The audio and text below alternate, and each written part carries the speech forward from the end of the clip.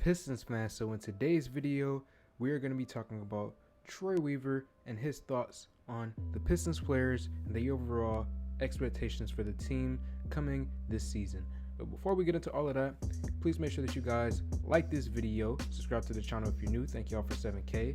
And then also, if you haven't seen the video already, I dropped a review of the game last night. Detroit Pistons versus Miami Heat. Miami Heat 103, Detroit Pistons 102. So Troy Weaver went on the radio and, as I said, spoke on the season expectations. He spoke on Jaden Ivey coming off of the bench this season, and it officially happened last night. Killian Hayes got the start over him. Cade Cunningham was in the lineup. Ivey off the bench. You get to hear Troy talk about that.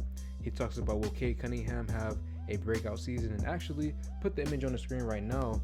During the game last night against the Miami Heat, there was an image that came on the screen basically saying that GMs voted Cade Cunningham number 2 most likely to have a breakout season within his age range. Now, I don't really know how Anthony Edwards is still on the list, because I feel like he already has proven himself as a scorer and an offensive player in the NBA.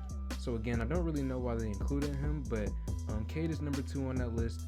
And then the last thing that Troy Weaver talks about is Isaiah Stewart and Jalen Duren, how the floor spacing will be, and the fans' reaction to that move. So that's basically everything that I have to say.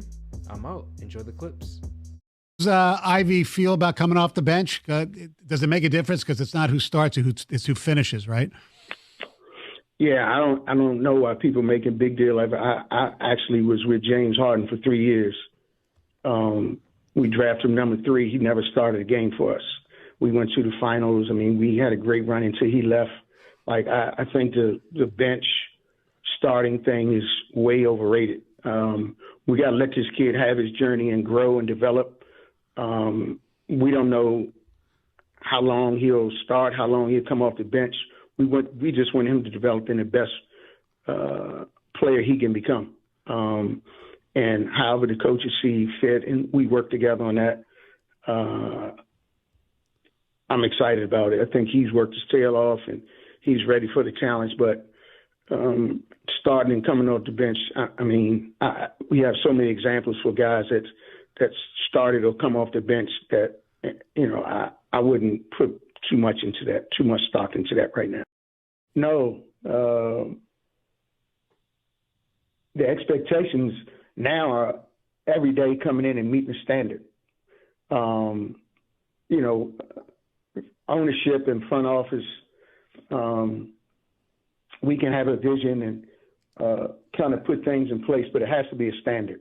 And Coach Williams and his group has come in and really set the standard every day.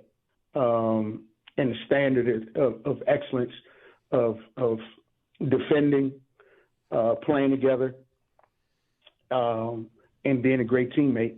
And you can see it. Every day these guys are trying to meet the standard. It's not easy. But meeting the standard every day is the way that we will meet expectations, exceed expectations, etc. All the great coaches, they come in and they have a standard that you have to meet. Last year was basically, he played a few games, then he got hurt.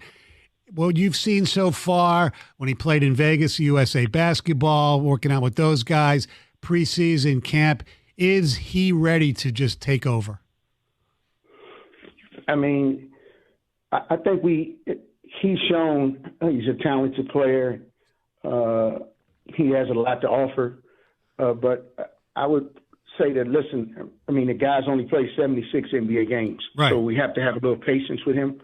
But he's shown when healthy, he has a chance to be a big-time player, and he has to grow into that. Like I said, 76 games is small sample size, but he has to grow and understand how to bring it every day on the floor in practice, every game. It's not easy becoming a great player. He understands that, and he's bringing it, and he's meeting the standard. We're excited about where he is and where he's going. He's ready to take a step up, but like I said, the guy's only played 76 games. So we need to be a little patient and understand that he has to grow into that. So, the guy's not going to put up 40 a night. So, but we expect him to take a jump and our team to take a jump. Questions there. I know some of the fans wanted to know, asked me to ask you about those guys playing together on the floor because of offense. Yeah, I think they fit great offensively. Stewart hadn't shot the ball great in the preseason, but he will. We're confident that that'll happen. I think they have great symmetry on offense. They read each other well. So no, I don't. Defensively is where we start though. That's why they're out there together. They both can switch.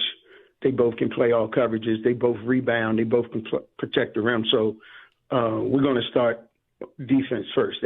That's why they're the starting group.